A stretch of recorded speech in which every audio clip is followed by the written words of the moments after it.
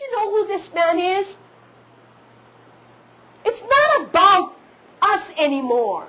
It's about the gospel we have. And we defend the gospel because of who Jesus Christ is in your life. But not by the words we speak to offend God's people or to defend God. It's to defend the gospel of truth. The truth is what you're going through is just. You hanging on the cross is just. But even though we have no right to mock God by saying, you have to do this. And that's what the criminal was saying. You have no right to speak to this man this way. You have no right to speak to him. We hang here justly. But see, he doesn't. And he looked at him, because he looked at him, and this man didn't even defend himself. He didn't become offended by this man who blasphemed him. He didn't become offended by the mockers who stood before his cross. And he took it in. And this criminal, in his last hours of life, decided to stand up for Jesus Christ. And he defended Christ. And so he defended the truth.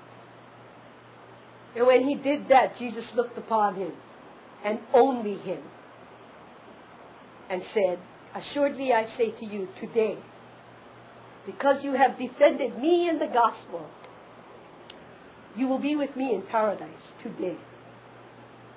But he didn't tell the other guy who offended him, and the man who defended himself. The best offense is that type of defense.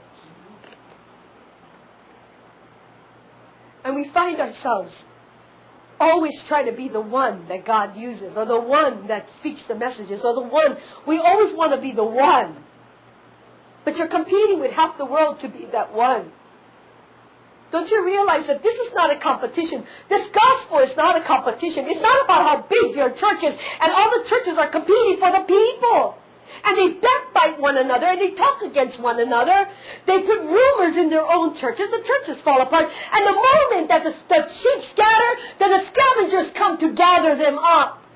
Because they want a greater church, because the numbers tell the people.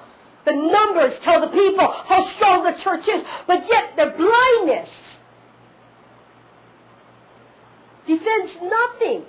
How many people have come across this ministry? How many people have called me up from churches like those out there asking me for advice, and they don't even come here? We are not even on the map of Christianity. Nobody knows who we are. Nobody knows who I am. But isn't it funny when they come around? The great fear of God ends up in there, and they watch themselves. But who are we? We're not offending anybody. We're defending the truth. And that truth gets us into that kingdom. I'm not here to offend anybody. But if my defense for the gospel offends you, then I will offend you to the cross.